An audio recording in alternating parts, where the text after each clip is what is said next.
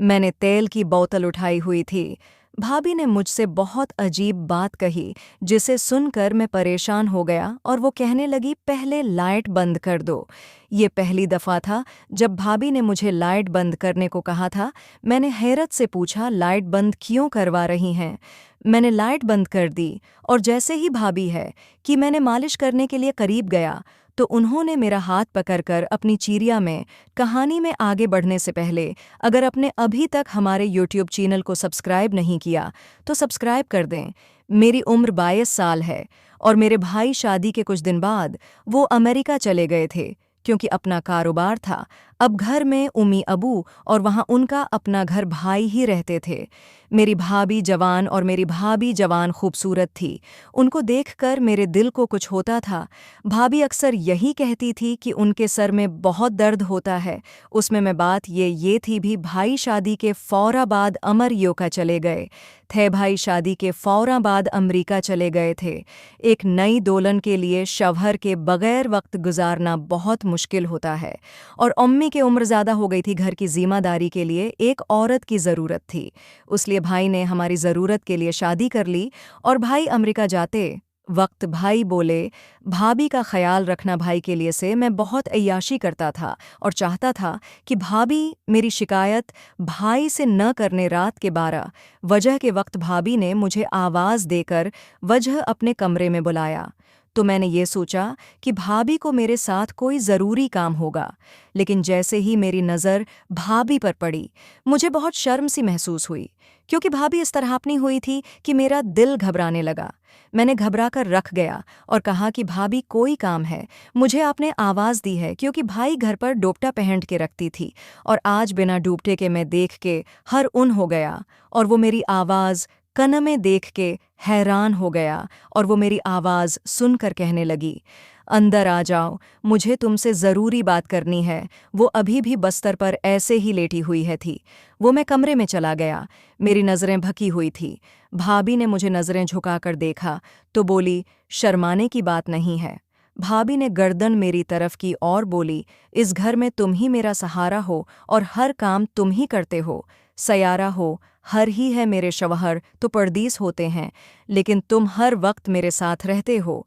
बस ही सोचकर मैं मेरे साथ रहोगे। भाभी की बात सुनकर मुझे समझ नहीं आई। उनकी तरफ मैंने देखा तो कहने, सर दर्द लेने लगी। मेरे सर में दर्द है, क्या तुम मेरे मसाज कर दोगे? मैं भाभी का मसाज किस तरह कर सकता था? भाभी ने मुझे इस्माइश में डाल दिया था कि अब मैं क्या करूं, और सोच में पड़ गया। भाभी किस कस्म की औरत है, दीवर को मसाज करने को बोल रही है। भाई को शर्म नहीं आती, क्योंकि ये मुनासिब बात नहीं थी कि मैं भाभी का मसाज करूं। एक औरत का मर्द से मसाज करवाना, और वह भी अपनी दीवर से कोई और होता तो मैं साफ इनकार कर देता। लेकिन मैं उस वक्त भाई की टिकरों पर पल रहा था, इसलिए भाभी के आगे ज़बान चलाने की जरूरत नहीं थी और नहीं इनकार करने की। भाभी ने मुझे इशारे से तेल की बोतल मुझे दी और कहने लगी, ये बहुत अच्छा तेल है। फिर मुझे लगाकर भाभी की सरम में वाकई दर्द हो। फिर मैंने तेल की बोतल उठाई और बस्तर में उनके साथ बैठ की बोतल उठाई और बेहतर कर आहिस्ता आहिस्ता सर पर तेल लगाकर मालिश करने लगा। मैंने अपनी नज़रें चुकाकर रखी थी और मैंने आपने आप को कंट्रोल में रखा हुआ था, लेकिन मैं भी जवान लड़का था। कितने देर अपने आप को बर्दाश्त करता, जैसे जैसे तेल लगा रहा था। भाभी की अजीब ये आवाज़ें निकल रही थी, जैसे उन्हें सुकून मिल रहा हो। भाभी ने दोबारा मेरी तरफ नहीं देखा। मैंने अपनी नज़र भी भाभी के चेहरे पर की। भाभी की आवाज़ पूरी कमरे में गूंज रही थी। फिर भाभी को नींद आ गई थी, इसलिए भाभी ने आवाज़ें निकालना बंद कर दी थी। मैं उठकर उनकी कमरे से बाहर आ गया।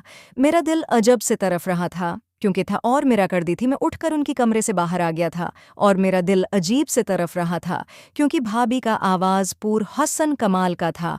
और सारी रात में यही सोचता रहा कि शायद वो मेरी सोच गलत हो।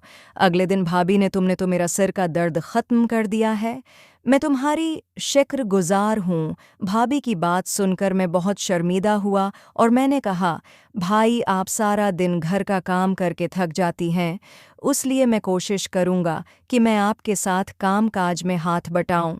मेरी बात सुनकर भाभी काम काज में हाथ बनाऊँ मेरी बात सुनकर भाभी खने की मेरी मुमकिन भी नहीं उतर सकती। जिस दिन तुम्हारे भाई घर आएंगे ये थिकन खुद बखुद उतर जाएगी। मैं भाभी की बात का मतलब नहीं समझा और मैं फिर कॉलेज चला गया। दोपहर को मैं जब कॉलेज से आया, भाभी कैसे धो रही थी, उनका सारा वजूद भीग गया था। ये सब देखकर मेरे अंदर शैतान जागने लगा और मैं सोचने लगा कि अगर भाभी ने मुझे हदायत की तो मैं क्या करूँगा। कहा ना कि मेरी मालिश कर दो, तो फिर मुझसे बर्दाश्त नहीं होगा। मैं उनके साथ वो सब करूँगा जो मैं चाहता हूँ। अम्मी रात को जलते सो जाती है। भाभी ने जब देखा कि अम्मी सो गई है तो उसने फिर मुझे आवाज़ दी और मैं भाभी की कमरे में चला गया। भाभी वैसे ही लेटी हुई थी और मैं समझ गया था कि भाई बोले कि मेरा मसाज कर दो।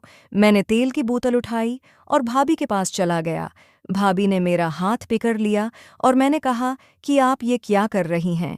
लेकिन मैं दिल में बहुत खुश था कि सब कुछ आराम से मुझे मिल रहा है। भाभी ने मुझे